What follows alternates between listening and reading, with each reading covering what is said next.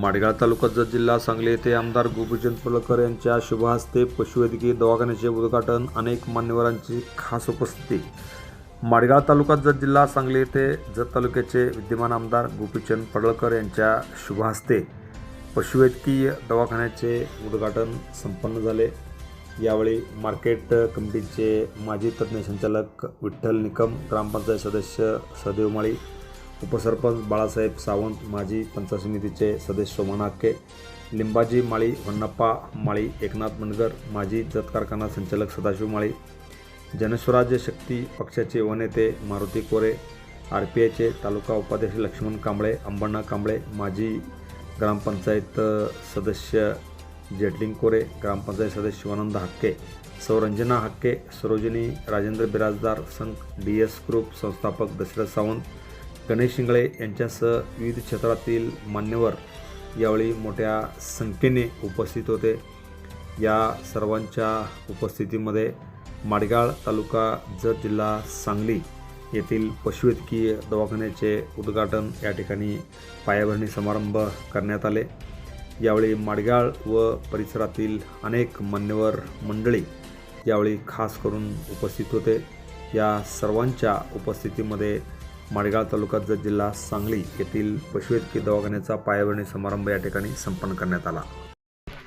पशुवैद्यकीय दवाखान्याचं भव्य अशा इमारतीचं उद्घाटन आपल्या तालुक्याचे तरुण तडफदार आमदार आदरणीय पडळकर साहेब यांच्या हस्ते या ठिकाणी संपन्न होत आहे। आणि त्याचबरोबर या ठिकाणी उपस्थित असलेले आपल्या गावचे सरपंच, सर्व सदस्य आणि प्रतिष्ठित बंधू भगिनींनो, खरोखरच आपला तालुका मला वाटतंय या पशुच्या जीवावरच आजपर्यंत त्यांचं गुजराण होतंय।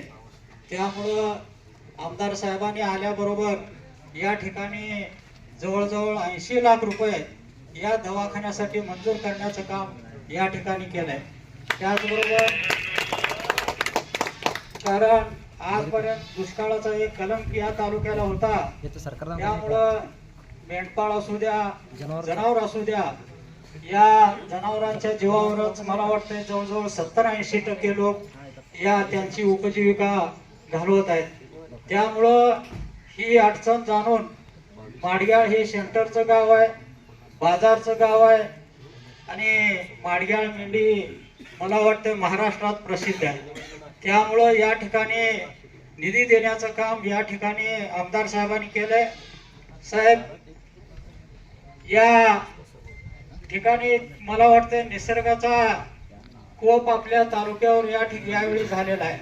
कारण काही भागामध्ये अतिवृष्टी होऊन गावं वाहून जाते आणि जत तालुक्यामध्ये आजपर्यंत कसलाही पाऊस पडला नाही। त्यामुळं जनावरांचं एवढं हाल चाललंय, कारण वैरण मिळेना, काय गावामध्ये पिण्यासाठी पाणी सुद्धा मिळेना। त्यासाठी माझी एक विनंती आहे साहेब, तुम्ही जनावरांच्या चाऱ्यासाठी काहीतरी एक निर्णय घ्यावा अशी या सर्व शेतकऱ्यांच्याकडून माझी एक विनंती आहे। कारण ज्या ठिकाणी पैशाचं पाणी आलंय त्या ठिकाणी थोडाफार चारा उपलब्ध होतोय, परंतु फॉस्फेट असू द्या, गुड्डापूर असू द्या, राजूभावाडी सारख्या ठिकाणी तर अजिबातच चारा नाही, पाणी नाही, अशी भयानक परिस्थिती या ठिकाणी निर्माण झाली आहे। त्यामुळं याच्यावर काहीतरी तोडगा काढण्याचं काम तुम्ही कराल एवढी अपेक्षा ठेवतो। आणि या कार्यक्रमासाठी आवर्जून उपस्थित राहिला त्याबद्दल माडगाळ गावच्या वतीनं, ग्रामपंचायतच्या वतीनं तुमचं आभार मानून माझं छोटंसं मनोगत संपवतो। जय हिंद, जय महाराष्ट्र।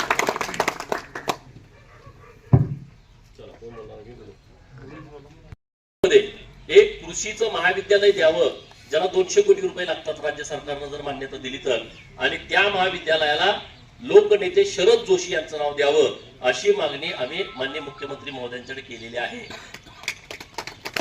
आणि त्यांनी काल तात्काळ आता तुम्हाला शरद जोशी कोण तर एक खूप मोठं नाव, ज्यांनी आपल्या शेतकऱ्यांच्या आयुष्यामध्ये बदल व्हावा।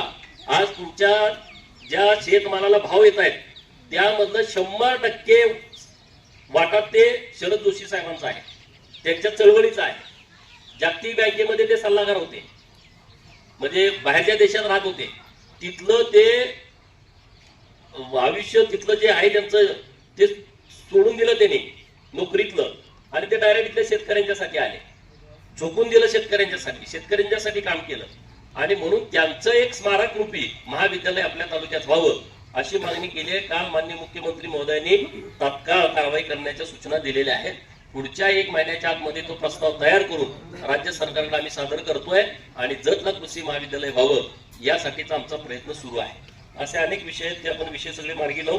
परत एकदा माडगावकरांना मी मनापासून धन्यवाद देतो की तुमचं सातत्यानं आमच्यावरती प्रेम आहे, तुमचा पाठिंबा आहे, तुमचं पाठबळ आहे आणि असंच पाठिंबा असंच पाठबळ तुमचं आमच्यासोबत राहू द्या. आम्ही नक्की काहीतरी बदल व्हावा या दृष्टिकोनातून आम्ही सगळे प्रयत्न करतोय. आमचा वैयक्तिक काही हेतू नाही, आमच्या वैयक्तिक कुठलं काम नाही. ज्या लोकांनी मला सन्मानानं विधानसभेत पाठवलंय त्या लोकांना सन्मान मिळावा, त्यांना चांगल्या सुविधा मिळाव्यात आणि जेवढी कामं मागे कधी झाली नाहीत तेवढी कामं या 5 वर्षात व्हावी अशा पद्धतीचा माझा प्रयत्न सुरू आहे आणि तो मी शेवटपर्यंत करेन. त्यामध्ये कुठेही तुम्हाला अडचण येऊ देणार नाही. मार्केट कमिटी आपली वेगळी केलेली आहे, ही सगळी लोक विरोधात केली. मार्केट कमिटी आम्हाला नको आहे. अरे आमचा आम्हाला पाया उभा राहू द्या ना. आमच्या तालुक्याची मार्केट एका सभापतीला त्याला मिळालं म्हणजे झालं का? तालुक्याची मार्केट कमिटी आहे, तालुक्यामध्ये चांगली क्वालिटीची मुलं आहेत, करतील ना इथं डेव्हलप. वेगवेगळे बाजार डेव्हलप करतील, माडेगावमध्ये करतील, रुंदीमध्ये करतील, जतमध्ये करतील. आम्हाला संधी द्या. आमच्या पोरांच्या मध्ये टॅलेंट आहे, ताकद आहे, हिंमत आहे. आमचा आम्ही वेगळा व्यवस्थितपणे मार्केट कमिटी चालू. बॉर्डर कर्नाटक बॉर्डर आहे, तिकडची लोक आमच्याकडे येतील. वेगवेगळे नवीन मार्केट आम्ही उभा करू. कुणावरती डिपेंड राहण्याची आम्हाला गरज नाही. भाऊ जरी असलं तर 10-20 वर्षांनी वेगळं राहतेच ना. किती दिवस आपण डिपेंड राहणार सांगलीच्या ह्याच्यावरती. परंतु ह्यांना फक्त खाबोगिरी करायची असल्यामुळं लगेच कोर्टात गेले, कोर्टानं स्टे अमुक तमुक गोपीचंद पडळकरला असं केलं तसं. अरे माझा वैयक्तिक विषय नाही ना. तुम्ही आम्हाला आमच्या तालुक्याला सक्षम होऊ द्या. तालुक्याच्या जीवावरती जे लोक राजकारण करतायत त्यांना थांबवूया. अशा पद्धतीचं धोरण घेऊन आपण सगळे पुढे जाऊ. इतक्या मोठ्या संख्येनं तुम्हाला तर खरं रात्री सांगितलंय उशिरा की या दवाखान्याचं उद्घाटन भूमिपूजन घ्यायचं आहे. एवढ्या कमी वेळामध्ये तुम्ही इतक्या मोठ्या संख्येने उपस्थित आहात त्याबद्दल मी तुम्हाला मनापासून धन्यवाद देतो, आभार व्यक्त करतो. आणि कसलंही काम असलं तर नक्की सांगा, आम्ही तुमच्या सोबत. बरेच दिवस झालं पशुसंवर्धन दवाखाना मंजूर केला होता, पण काही तांत्रिक बाबीमुळं त्याचं भूमिपूजन होत नव्हतं. काही अडथळे निर्माण करण्याचा लोक प्रयत्न करत होते. आज तो योग आलेला आहे की आपल्या गावचे सरपंच, उपसरपंच, ग्रामपंचायतचे सर्व सदस्य, या विभागातील सर्व आपले नेते मंडळी, आजूबाजूच्या परिसरातून काही नेते मंडळी उपस्थित आहेत आणि तुम्ही सर्व मायबाप जनता यांच्या उत्स्फूर्त उपस्थितीमध्ये आजच्या या आपल्या कार्यक्रमामध्ये पशु वैद्यकीय दवाखान्याचं भूमिपूजन होत आहे. आणि ते काम किशोर निकम करणार आहेत. त्यांना एवढी विनंती आहे की अत्यंत चांगली देखणी इमारत आपण उभा करावी, या परिसरातील जनावरांची चांगली सोय व्हावी. आता आपल्या राज्य सरकारने एक निर्णय घेतलाय मागच्या 10-12 दिवसापूर्वी, त्याची माहिती आपल्या लोकांना दिली पाहिजे. गायी, म्हशी, शेळ्या, मेंढ्या यांचा एक विमा काढायचा केंद्र सरकार आणि राज्य सरकार यांनी मिळून एक खूप चांगला निर्णय घेतलेला आहे. आणि त्यामध्ये 15% रक्कम आपण भरायची आहे, जी विम्याची रक्कम भरायची आहे. राहिलेली 85% रक्कम हे केंद्र आणि राज्य सरकार 60-40च्या रेशोनं भरणार आहे. तर पशुवैद्यकीय आपले जे अधिकारी आहेत त्यांनाही माझी विनंती आहे, त्या निर्णयासंदर्भातली माहिती आपण लोकांना तळागाळापर्यंत पोहोचवणं खूप गरजेचं आहे. दुसरा महत्वाचा विषय आहे, केंद्र सरकारची एक योजना आहे आणि नवीन मुलं सातत्यानं फोन करतात की अरे आम्हाला त्यामध्ये सहभागी करून घ्या. तर त्यामध्ये 50% सबसिडी आहे. 100 गाई 100 म्हैशी, 200 गाई 200 म्हैशी, 300 गाई 300 म्हैशी, 400 गाई 400 म्हैशी किंवा 500 पर्यंत, म्हणजे अशा जनावराचा गोटा तुम्ही करू शकता. आणि त्याला 50% सबसिडी हे केंद्र सरकार आणि राज्य सरकार मिळून देत आहे. अशाच प्रकारच्या 100 शेळ्या 100 मेंढ्या, 200 शेळ्या 200 मेंढ्या, 300 शेळ्या 300 मेंढ्या, 400 शेळ्या 400 मेंढ्या किंवा 500 शेळ्या 500 मेंढ्या, असा पण एक तुम्ही प्रस्ताव करू शकता. तर त्याच्या संदर्भातली व्यवस्थित माहिती घेऊन जी काही नवीन ऍक्टिव्ह मुलं आहेत त्या मुलांच्यासाठी खूप चांगली स्कीम ही आपल्या पशुसंवर्धन खात्याच्या माध्यमातून करण्यात आलेली आहे. तर त्याची माहिती आपण लोकांना द्यावी. आता दुधाचे दर पण वाढायला लागलेले आहेत. भेसळीचा विषय आपण विधान भवनामध्ये मांडला होता मागच्या अधिवेशनामध्ये, की दूध कसं तयार करतात लोक. म्हणजे दुधाचा एक थेंब जरी नसला तरी जशी आपण धार काढतोय आणि चरबीत किंवा बादलीत कसा फेस असतोय तशा पद्धतीच ते दूध तयार होतं. दिवसभर फेस तसाच राहतो. लोकांना त्याला आत्ताच काय म्हैशीचं दूध काढले का काय. आणि मग त्याच्यानंतर चांगले अधिकारी त्या खात्याला आले आणि आता राज्यभर भेसळीच्या संदर्भामध्ये ती दुधाचीच नाही अन्नामधली पण भेसळ मोठ्या प्रमाणामध्ये आता थांबतीये. तर त्यामुळं पण आता चांगल्या पद्धतीचे दर आपल्या दुधाला पण वाढायला लागलेले आहेत. हे सगळे विषय आपल्या शेतकऱ्यांच्यासाठी खूप महत्वाचे आहेत. आता आपल्याकडं यल निनोमुळं जो प्रश्न निर्माण झालाय की आपल्याकडे पाऊसच पडत नाही, सगळीकडे पाऊस पडायला लागलाय. हे यल निनो जे आहे पॅसिफिक समुद्रामध्ये जे पाणी आहे ते अतिउष्ण झालंय आणि अतिउष्ण समुद्रातलं पाणी झालं का पाऊस पडत नाही आणि थंड झालं का मोठ्या प्रमाणात पाऊस पडतो. तर आता ते आपल्या भाषेमध्ये सांगायचं झालं तर समुद्रातलं पाणी उष्ण झालेलं आहे. म्हणजे जी नेहमीची पाण्याची तापमानाची पातळी असते त्याच्यापेक्षा जास्त उष्ण पाणी समुद्रात झाल्यामुळं आपल्याकडं दुष्काळाची परिस्थिती निर्माण होणार अशा पद्धतीचं मत हे हवामान तज्ज्ञांनी व्यक्त केलं होतं. परंतु आनंदाची बाब ही अशी आहे की जिथं आपली धरणं आहेत तिथं तरी मोठ्या प्रमाणात पाऊस पडलाय आणि 100% धरणं भरलेली आहेत. कृष्णामाईला इकडं वारणेला मोठ्या प्रमाणात पाणी चालू आहे. त्यामुळं मैशाळची योजना सुरू झालेली आहे. आता मैशाळची योजना पाणी नाही म्हणून बंद झाली होती आणि जेव्हा पाऊस पडला 40-50% धरणात पाणी आल्यानंतर मी लगेच जाऊन सीएम साहेबांना आणि विखे पाटील साहेबांना जाऊन भेटलो की म्हणलं आता तुम्ही नदीत पाणी आलंय तात्काळ मोटारी चालू करा. तेव्हा 10 कोटी रुपयाचं बिल आपलं पेंडिंग होतं. MSCBचं लाईट बिल भरणं पेंडिंग होतं. आणि म्हणलं आमचे शेतकरी आता भरू शकत नाहीत, आमच्या लोकांच्याकडे आता पैसे नाहीत आणि त्यामुळं लोकांच्या वरती शेतकऱ्यांच्या वरती तुम्ही विसंबून राहू नका, हे पैसे सरकारनं भरले पाहिजे. आणि आनंदाची बाब राज्याचे मुख्यमंत्री देवाभाऊ आणि जलसंपदा खात्याचे मंत्री माननीय राधाकृष्ण विखे पाटील साहेब यांनी क्षणाचाही विलंब न लावता त्यांनी महामंडळाच्या स्वनिधीतून 10 कोटी रुपये रक्कम ही MSCB महामंडळाकडे भरलेली आहे. ही रक्कम भरल्यामुळं दुसऱ्या दिवशीच मोटारी चालू झाल्या. आता त्या 65 गाव जिथं पाणी 60 गावात आलंय तिथं मग आता तलावात पाणीच नाही, 10% पाणी नाही तलावामध्ये. परिस्थिती इतकी कठीण आहे. आता मी इथून गेल्यानंतर सगळ्या अधिकाऱ्यांना बोलवलंय प्रांत ऑफिसला की कशा पद्धतीनं पाणी वाटवायचं. इकडे पाणी सोडलं का तिकडची बोलतो आम्हाला सोडा, तिकडे सोडलं का इकडे म्हणजे हवा इकडचं आटलं, अशी आता परिस्थिती निर्माण झालेली आहे. आणि त्यामुळे त्याचं योग्य नियोजन व्हावं.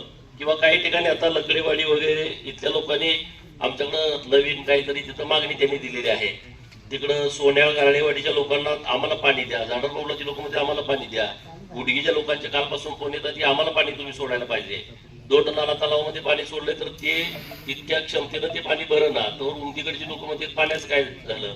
बिळूरकडच्या भागामध्ये द्राक्षे बागायत लोक खूप आहेत. तिकडं साळमाळगेवाडी, तिकडची सगळी खोजनवाडीची गावं, मेंढेगिरी सारखं गाव, आम्हाला पाण्याचं काय. असं तर सगळीकडचं व्यवस्थितपणे नियोजन करून तुम्हाला पाणी कसं व्यवस्थित देता येईल याचं एक काळजी प्रशासनाच्या माध्यमातून सुरू आहे.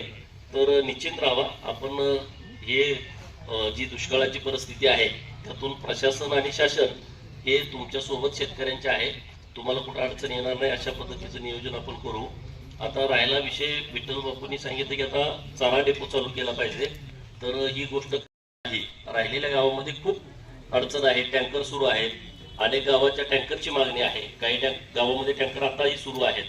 तर त्या पद्धतीनं आज सूचना प्रशासनाला सगळीकडचा आढावा घेऊन आम्ही योग्य त्या सूचना देऊ, तशा पद्धतीनं सरकारला आम्ही पाठपुरावा करू. तर आता हा दवाखान्याच्या भूमिपूजनाचा विषय आहे. जिल्हा परिषद निवडणुका होण्यापूर्वी या दवाखान्याला पैसे दिलेले आहेत. हे सगळ्या लोकांच्या लक्षात ठेवलं पाहिजे. जिल्हा परिषदच्या निवडणुका होण्यापूर्वी बरेच दिवस झाले त्याला पैसे दिले होते, परंतु काही जागेची अडचण इकडं तिकडं त्यामुळं ते वर्क ऑर्डर देऊन याचं भूमिपूजन करणं जरा उशिरा झालाय. आणि त्यामुळं आज मी आलोय. त्यामुळे असं कोणी काही समजण्याचं कारण नाही, कारण आमचीच कामं इतकी की आम्हाला वेळ नाही भूमिपूजन करायला, मी जात पण नाही. आता 63 रस्त्यांची वर्क ऑर्डर दिलेली आहे, तर 63 गावात जाणं शक्य नाही 2-4 दिवसामध्ये. 14 जुलै 2025 ची आहे. 14 जुलैला जिल्हा परिषद होती का? काही लोकांना घाण सवयी लागलेल्या आहेत आणि ते मग तेच धंदा म्हणजे आपल्याला असले उद्योग उचापत्या करायला आपल्याला वेळ पण नाही. 14 जुलै, आता 14 जुलै होऊन झालं 1 वर्ष झालेलं आहे. जिल्हा परिषदची निवडणूक झाली कधी? जानेवारी महिन्यामध्ये. हा, त्यामुळं आता त्या विषयात मी जात नाही. एवढा निधी आपण तालुक्यामध्ये आणतोय, आणखी आपल्याला निधी आणायचा आहे. तुमचा आता ह्या रोडला पण 502 कोटी रुपये दिलेले आहेत. तुम्हाला कळेल नाही? मुंबईपासून जतकडे जाणारा जो रस्ता आहे त्याला 502 कोटी माननीय मुख्यमंत्री देवेंद्र फडणवीस साहेब आणि बांधकाम खात्याचे मंत्री माननीय शिवेंद्र बाबा महाराज साहेब यांनी 502 कोटी रुपये दिले. राज्यातला सर्वात मोठा रस्ता जतला दिला आहे आता हे यादीमधला. इतकं काम आपल्या तालुक्याला यायला लागलेलं आहे. पानंद रस्त्याची पण कामं सुरू. आता 7.5 कोटी रुपये येऊन पडलेले आहे. ते मोजणी झाल्याशिवाय रस्त्याची वर्क ऑर्डर देता येत नाही. आता त्या मोजणीवाल्याकडे माणसं नाहीत. त्यांना सांगतोय बाबा दुसरी लावा रोजगारांना, आम्ही त्याचे पैसे देतो पण आम्हाला रस्ता मोजून द्या. त्याशिवाय वर्क ऑर्डर देता येत नाही. 100 किलोमीटर त्यातून आपल्याला रस्ता करायचा आहे. मागे 100 किलोमीटर मातोश्री पानंद मधून रस्ता आणलाय, त्याच्या वर्क ऑर्डर सुरू आहे. आता काय काय गावातील लोक म्हणजे आम्हाला ते काम तुम्ही कागद देत नाही. 5 कोटी रुपये माझे मागचे लॅप्स झाले. जत तालुक्यामध्ये गावात 5 कोटी रुपये दिले होते, कुणी त्याचे कागदपत्र दिले नाही, कुणी त्याचं काम केलं नाही. आणि बरोबर आमचं काम काय झालं? अरे मग काम झालं पाहिजे ना, मला कामाशी मतलब आहे. लोक मला विचारतील ना काम झालं का नाही, कोणी काम केलं याच्याशी मला देणं घेणं नाही. गावात काम झालं की नाही हे बघणं माझी जबाबदारी आहे. ते 5 कोटी रुपये आता कुठून आणायचे? ते 5 कोटी रुपयाचं काम झालं असतं, आणखी लोड आपला कमी झाला असता. आता पहिले 100 किलोमीटर झाले, त्यात आता 63 रस्त्यांची वर्क ऑर्डर झाली आहे. पुढच्या 2-3 दिवसामध्ये मी वेळ काढून ते रस्ते शुभारंभ करतोय. नंतर परत 100 किलोमीटर आणले, नंतर सदाभाऊच्या पत्रावर 50 किलोमीटर आणले. आता हे झाले 250 किलोमीटर. आता चंद्रकांत दादांच्या पत्रावर 200 किलोमीटर आणि बावनकुळे साहेबांनी दिले 7.5 कोटीचे ते 100 किलोमीटर. म्हणजे आता किती किलोमीटर झाले बघा, 600-750 किलोमीटर रस्ते. हे पानंद रस्ते जिथं आता रस्तेच नाही असे नवीन रस्ते आता आपण येत्या काही काळामध्ये करतोय, प्रत्येक गावामध्ये देण्याचा प्रयत्न करतोय. आता पुढच्या टप्प्यामध्ये पण गाव, आता माडगाव सारखं मोठं गाव आहे, वस्त्या खूप आहेत. जाडरबोबलाद सारखं मोठं गाव आहे, तिकडं बिळूर सारखं मोठं गाव आहे, उमराणी सारखं गाव मोठं आहे, संक आहे, उमदी आहे. त्या गावाला 10 किलोमीटरचे क्षेत्रफळ आहे लांबी. आता होसपेठ सारखं गाव किती क्षेत्र आहे मोठं, मग वस्त्या कुठं आहे. तर गावातले वाद मिटवा. तुमचे वाद जर वाटेवर नसतील तर रस्ता होणार नाही. जिथं वाद आहे, आता 83 रस्त्यापैकी 63 झाले, 20 रस्ते होत नाही. का होत नाही? तिथं वाद आहे म्हणून. आता 20 रस्ते आणायचे कुठून? फक्त तुमचे वाद आहेत म्हणून ते रस्ते तालुक्यात होत नाही. आता परत आता आम्हाला नवीन त्याची प्रोसेस करून ते रस्ते रद्द करा, दुसरे नवीन रस्ते द्या. तर गावातले वाद जे रस्त्यांचे आहेत ते गावामध्ये मिटले पाहिजेत. अशा पद्धतीचं तुम्ही सगळे नियोजन लावून घ्या, एवढी तुम्हाला सगळ्यांना कळकळीची विनंती आहे. माडगाव गावामध्ये अन्य काही कामं आहेत, काही सुचवलेली आहेत. टीसीच्या संदर्भामध्ये पण आता काम जोरात सुरू आहे. टीसी आपण ऍडिशनल टीसी आणलेले आहेत आणि ते पण आता बसवायचं काम सुरू आहे. वस्त्यावरची लाईट जात्या, सगळ्यात लोकांचे फोन मला ते येत आहेत. अहो लाईट गेल्या 6 वाजता 10 वाजता येत्या, कधी कधी 11ला येत्या. मग ही लाईट का जात्या? तर 30 अँपिमीटर पेक्षा जास्त जिथं लोड होतोय तिथं ऑटोमॅटिकच लाईट जात्या. मग हे असं का झालंय? दिवसा सोलारची लाईट देण्यामुळं ते म्हणजे शेतीमध्ये रात्रीची लाईटची गरज काय. पण महाराष्ट्राची परिस्थिती अशी आहे, पश्चिम महाराष्ट्रामध्ये आपली लोक शेतात राहतात, मराठवाड्यात शेतात राहत नाही. काही वस्त्या व्हायला लागलेत. विदर्भात अजून एक पण वस्ती नाही, सगळी लोक गावातच राहत आहेत आणि त्यामुळे तिकडे हा प्रश्नच नाही. पण आपल्या महाराष्ट्रामधली परिस्थिती पश्चिम महाराष्ट्रातली अशी आहे, प्रत्येक शेतकरी म्हणजे 40% शेतकरी हे त्याच्या शेतातच राहत आहेत. त्यामुळे ते एजी फीडर वरती आहेत. आणि आनंदाची बाब अशी आहे, मी त्याचा पाठपुरावा केलाय. 20 कोटी रुपयाचा निधी आता त्या कामासाठी मंजूर करून आणलाय की त्या वस्त्या आम्ही आता गावठाणाशी जोडून घेतोय. म्हणजे 450 वस्ते. तरुण मित्रांनी लक्षात ठेवा, हे काम पूर्वी होणं आवश्यक होतं, ते काम झालेलं नाही. 450 वस्त्या अशा तालुक्यात आहेत की तिथं रोज संध्याकाळी लाईट जाते. आणि म्हणून तुम्ही मला आता 2 महिन्याचा वेळ द्या. आता 20 कोटीमध्ये किमान 10 लाख रुपये खर्च आला तरी एक 200 वस्त्या आपल्या या 20 कोटीमध्ये होऊन जातील. राज्य सरकारनं विशेष निधी दिला या कामासाठी, दुसऱ्या कुठेही नाही तो निधी. आणि म्हणून त्या वस्त्या जोडून घेऊ आणि राहिलेल्या वस्त्यांच्यासाठी परत एकदा माननीय मुख्यमंत्री महोदयांना भेटून, लोकेश चंद्रासाहेब त्या खात्याचे मुख्य सचिव आहेत त्यांना भेटून आपण तो पण निधी आणू आणि ती सगळी कामं करून घेऊ.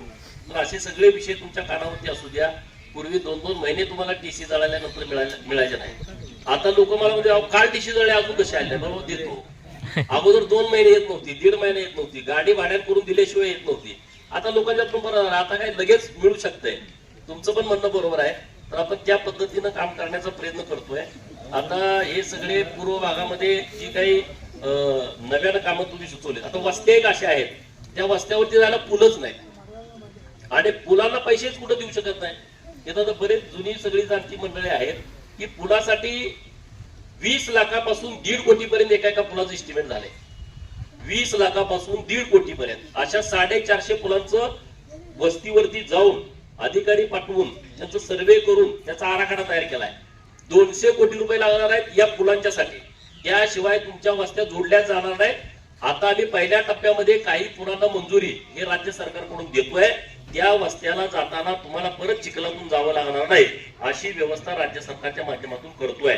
म्हणजे आम्ही जे काम करतोय ते नुसतं माझा आमदार फंड नाही, अनेक मार्गातून आपल्या तालुक्याला पैसा कसा येईल अशा पद्धतीचं नियोजन लावलेलं आहे.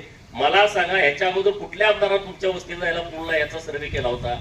कुठला आमदार तुम्हाला म्हणाला की तुम्हाला पूल देणार आहे? कुठल्या योजनेतनं देणार हे तर माहित होतं का? आम्ही आपत्कालीन मधून पण प्रस्ताव केलेत. मी आता जलसंपदाला पण विनंती केली, ज्या वड्यातनं मैशालचं पाणी जातंय त्या वड्यावरचं पूल जलसंपदाने केलं पाहिजे. बंधारा कम पूल करून द्या आम्हाला. 2 कामं एकात होतील. खाली पूल होईल, वर खाली बंधारा होईल, वर पूल होईल. आम्ही आता जलसंधारणाचे पैसे येणार आहे. एखादा तलाव नाही झाला तर चालेल, पण मला सगळ्या वस्त्या जोडून पाहिजे आणि त्यामुळे 40-50 कोटी रुपये ते जो निधी मिळेल तो सगळा निधी आम्ही वस्त्या जोडण्यासाठी घालणार आहे. मुलींचे फोटो येतात, मागच्या वेळेस आले मुलींचे फोटो चिखलात चालताना शिंगणापूरच्या सगळ्या मीडियामध्ये फिरला फोटो, युट्यूब वरती फिरला, सगळ्या बातम्या त्याच. अरे जाणार कसं? आणि म्हणून त्याच्यासाठीच एक नियोजन करावं लागेल, त्याच्यासाठीचा फंड उपलब्ध करावा लागेल आणि ते प्लॅनिंग आम्ही सगळ्यांनी केलेलं आहे. मी कालच मागणी केली माननीय मुख्यमंत्री महोदयांना. जत शहरामध्ये 55 एकर जागा ही कृषी विभागाची आहे. Press the bell icon on the YouTube and never miss another update.